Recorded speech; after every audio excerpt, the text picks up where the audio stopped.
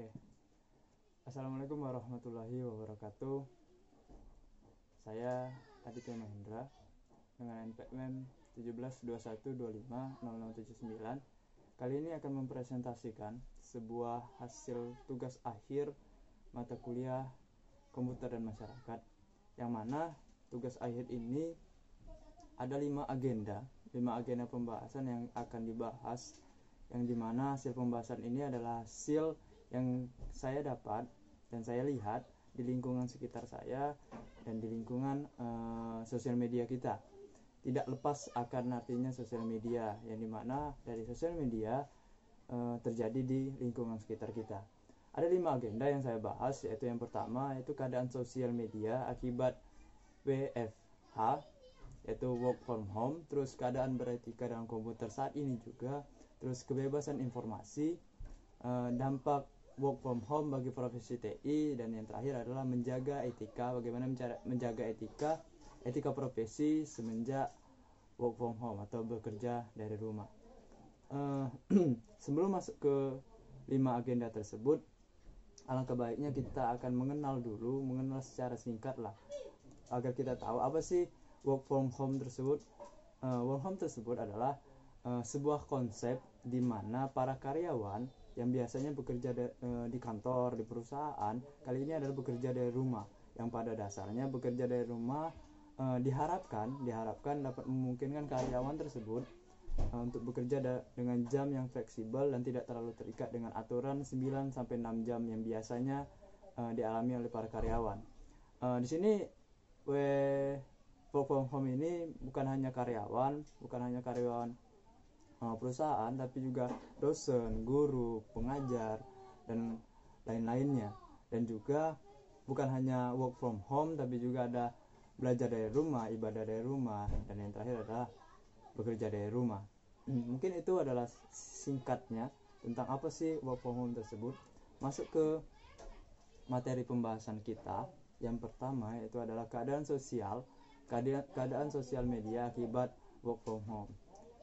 Itu ada beberapa hal yang terjadi selama work from home ini di keadaan sosial media kita. Yang pertama adalah ramainya hoax yang beredar selama COVID-19. Ini jelas banyak informasi yang simpang siur, terus hoax yang kalau kita kulik dari dulu awal-awal corona masuk ke Indonesia, itu ada yang nyebutin, ada berita tuh merokok mampu mencegah virus corona. Terus ada juga tuh yang kalau nggak salah dari Jambi atau Batam, saya lupa, itu adalah katanya ada makan telur rebus di malam hari agar terhindar dari corona. Dan berita-berita tidak benar atau informasi-informasi yang tidak benar seperti ini mempengaruhi lingkungan sekitar kita, lingkungan sekitar saya termasuk juga, karena banyak tuh kemarin itu tetangga saya kalau nggak salah ada malam-malam ngerebus telur. Jadi ya memang alhamdulillah sampai saat ini tetangga saya tersebut tidak terkena corona, tapi informasi ini nggak valid gitu, tidak dikeluarkan oleh Badan Kesehatan Nasional ataupun badan-badan medis lainnya. Terus yang kedua adalah banyaknya konten video TikTok yang dilakukan oleh masyarakat Indonesia, dan ini bukan masyarakat Indonesia pada umumnya, dan khususnya di lingkungan saya pun banyak. Kalau misalkan dicontohkan hanya satu contoh, yaitu sepupu saya gemar sekali melakukan konten-konten video TikTok seperti ini. Banyak bukan hanya TikTok, tapi challenge yang entah kenapa ketika COVID-19 ini muncul, challenge yang di sosial media pun muncul, dan berakibatnya juga di lingkungan sekitar kita banyak orang-orang yang melakukan challenge tersebut. Terus yang ketiga itu meningkatnya pengguna internet di Indonesia, dan ini jelas saya pun mengalaminya. Tetangga saya, sepupu saya yang masih pelajar, kakak perempuan saya yang guru pun mengalami hal tersebut. Jadi penggunaan kuota internet itu meningkat drastis dari biasanya, dan ini mempengaruhi juga dari kantong ekonomi kita. Itu tentang keadaan sosial. Terus keadaan beretika dalam komputer saat ini, agenda kedua, sudah saya jelasin tadi bahwa COVID-19 ini memaksa kita, mengharuskan kita untuk bekerja dari rumah, terus belajar dari rumah, serta ibadah dari rumah. Tapi ketika hal ini tersebut, kita lihat juga etika dalam berkomputernya. Yang pertama, saya lihat bahwa semakin bebasnya pengguna sosial media dalam penyebaran hoax. Ini yang terjadi tadi. Kalau di lingkungan sekitar saya, sepengetahuan saya belum ada yang menyebarkan hoax seperti ini. Sampai kena kasus pun belum ada di sekitar lingkungan saya. Tapi kalau di di masyarakat Indonesia lainnya mungkin banyak ini terjadi, dan jelas ini banyak yang terjadi. Yang kedua, rentannya pencurian data yang dilakukan oleh orang-orang yang tak bertanggung jawab. Kalau di lingkungan saya pun kembali ini tidak mungkin terjadi, karena lingkungan saya bukan lingkungan orang IT gitu, bukan lingkungan yang terlalu melek terhadap teknologi gitu. Karena lingkungan sini lingkungan biasa saja, yang sebenarnya kalau ada berita itu mudah terpengaruh gitu, sulit untuk menseleksi berita malah itu. Yang ketiga adalah menyalahgunakan jaringan sosial, media sosial untuk isu-isu yang bersifat sara. Kembali ini banyak yang terjadi ya, pada akhir-akhir ini pun banyak yang terjadi. Yang ketiga, agenda yang ketiga yang saya bahas adalah kebebasan informasi.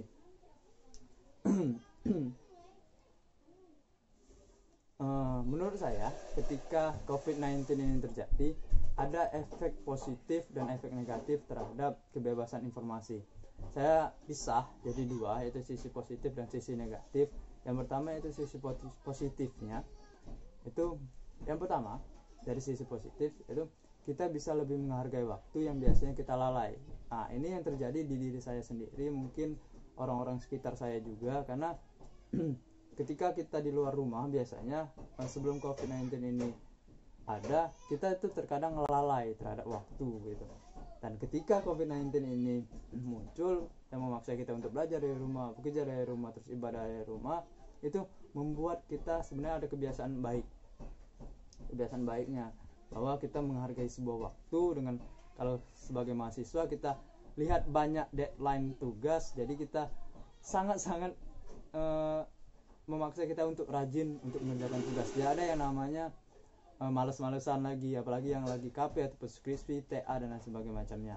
Yang kedua, menghabiskan waktu di rumah dengan mencoba hal baru dan menambah ilmu baru. Ini jelas, dan saya juga mengalaminya. Kalau saya ilmu baru yang saya dapat itu beberapa adalah di desain Photoshop lebih tepatnya. Saya lebih ke sana, dan banyak ilmu-ilmu baru, cara-cara, teknik-teknik mendesain poster dan lain sebagainya macamnya itu selama COVID-19 ini, selama work from home ini. Terus kalau ada sisi positif pasti ada sisi negatifnya, karena ada hitam pasti ada putih. Sisi negatifnya adalah satu, banyaknya informasi yang tidak benar dan membuat masyarakat bingung bahkan terjerumus. Dan ini jelas yang saya sampaikan tadi, dan di lingkungan saya pun sering terjadi seperti itu. Yang kedua, banyaknya konten-konten video yang meresahkan dan bahkan banyak menyinggung orang lain. Contohnya, kasus contoh yang terakhir yang paling menggegerkan kita adalah Ferdian Paleka. Itu prank terbaik. Itu menjadi contoh kita bahwa bermedia sosial tentang kebebasan informasi harus kita jaga. Tuh. Selanjutnya adalah dampak work from home bagi profesi TI. Kembali lagi, kalau saya mengamati di lingkungan sekitar saya, kebanyakan masyarakat di sini bukan berprofesi sebagai pelaku TI bidang teknologi, tapi kebanyakan buruh, karyawan biasa, terus guru seperti kakak saya, seperti itu. Jadi tidak berkecimpung di dunia TI, tapi ketika kita bahas tentang profesi TI-nya, ada sisi positif dan negatif lagi kembali. Sisi positifnya itu lebih fleksibel dalam menyelesaikan pekerjaan. Itu. Yang kedua, mengurangi biaya transportasi, jelas karena tidak kemana-mana, di rumah saja, jadi tidak ada biaya transportasi yang dikeluarkan. Terus memperoleh kepuasan kerja, karena ketika pekerjaan itu dilakukan dengan fleksibel, terus hasilnya selesai, pasti akan memperoleh kepuasan tersendiri seperti itu. Sisi negatifnya sekarang, yang pertama, kehilangan motivasi kerja. Kenapa? Karena kalau dilihat dari saya sendiri, semakin banyak tugas yang diberikan bukan semakin semangat begitu, bukan semakin termotivasi untuk ngerjain tugas, tapi sebenarnya semakin terpaksa untuk ngerjain tugas. Kebanyakan seperti itu. Jujur saja, saya kebanyakan terpaksa dalam mengerjakan tugas karena apa? Karena jika tidak dikerjakan ya resikonya kembali lagi ke saya, ya kan? Kalau mau kerjakan, mau dapat nilai, ayo kerjakan. Kalau tidak mau ya sudah, tidak usah. Tapi motivasi dalam hal tersebut menurut saya, melihat juga rekan-rekan saya yang lain juga mungkin agak berkurang. Yang kedua, biaya listrik dan internet di rumah membengkak. Jelas, kalau saya internet per bulan pun bisa 2 kali lipat lah dari biasanya. Yang biasanya hanya 100.000 atau 150.000, sampai saat ini biaya tersebut melebihi biaya makan, hampir mendekati biaya makan gitu. Terus yang ketiga, stres karena tuntutan pekerjaan. Jelas, ini yang saya katakan tadi, semakin banyak tugas pekerjaan itu kan, semakin kita terbebani seperti itu. Apalagi kegiatan kita bukan hanya belajar, tapi kita juga ada tanggung jawab di rumah, terus ada juga tanggung jawab organisasi, ada lagi yang mungkin teman-teman rekan-rekan kita juga yang KP, skripsi dan TA. Tanggung jawab tersebut harus diselesaikan, dan jelas stres pasti sebagai puncaknya. Dan kalau misalkan tidak di rumah aja, pasti akan ke mall, jalan-jalan. Tapi ketika ini kita diharuskan di rumah saja, apa yang harus kita lakukan? Itu.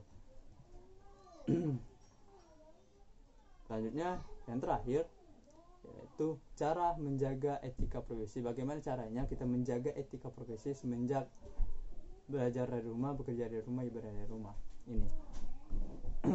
Berapa hal mungkin bisa menjadi solusi kita menjaga etika profesi, dan saya akan ngasih solusinya, cara 4, khususnya ini di media sosial ya, etika profesi kita di media sosial, karena kita selama COVID-19 ini banyak membaur di media sosial daripada kehidupan nyata. Kebanyakan kita banyak bertemu di dunia maya daripada di dunia nyata. Tuh, yang pertama, solusi yang pertama yang saya sarankan, mungkin ini juga bisa diambil oleh teman-teman. Yang pertama adalah tidak membawa masalah pribadi atau yang tidak sepatutnya untuk dipublikasi ke jaring sosial. Jadi masalah-masalah pribadi itu nggak usah kita buatkan status gitu, kita buatkan postingan seperti itu, tidak harus. Karena pada dasarnya nanti takutnya menyinggung beberapa orang. Mungkin tujuannya tidak menyinggung, tapi karena sudah terlalu stres dalam bekerja, akhirnya tersinggung seperti itu. Yang kedua, tidak menyalahgunakan jejaring sosial sebagai media isu-isu yang bersifat sara. Ini hampir sama, tidak usah kita sara, ya kan. Yang ketiga, tidak menjadikan tempat untuk menyebarluaskan konten pornografi, kekerasan maupun pelanggaran hak cipta. Ini penting menurut saya, karena ketika stres, media-media pornografi, kekerasan maupun pelanggaran hak cipta ini sangat sensitif di masyarakat kita.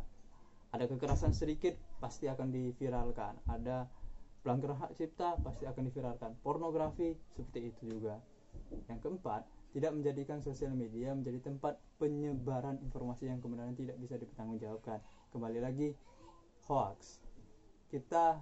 Daripada kita menyebarkan berita-berita yang mungkin menurut kita tahu nih, kita dapat berita, terus kita merasa oh benar berita ini, walaupun kita tidak tahu sumbernya dari mana, kebenarannya apakah ini benar atau tidak, atau valid atau tidak, tapi kita merasa itu benar, terus kita share dengan niatnya adalah ini juga semoga ini bermanfaat untuk orang lain. Tapi ketika kita anggap buruknya saja, ketika kita menyebarkan, ternyata itu adalah berita yang tidak benar, hoax seperti itu, dan ini menyebabkan simpang siur di masyarakat gitu, informasi-informasi di masyarakat yang menjadi tidak benar. Oke, itulah 5 agenda yang saya dapat paparkan. Mungkin banyak kesalahan, mohon maaf jika banyak terdapat kesalahan. Sekian dari saya. Wassalamualaikum warahmatullahi wabarakatuh.